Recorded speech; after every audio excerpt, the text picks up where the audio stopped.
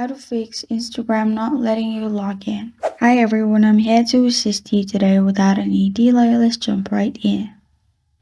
First, open Chrome and search "Is Instagram down?"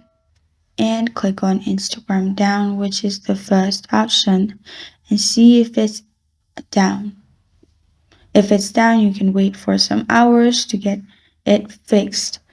If it's not, what you can do is simply switch your Wi-Fi to mobile data, or if you're using mobile data, switch to Wi-Fi and check your connection.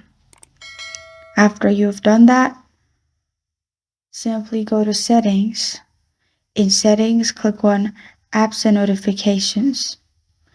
In apps and notifications, click on Instagram.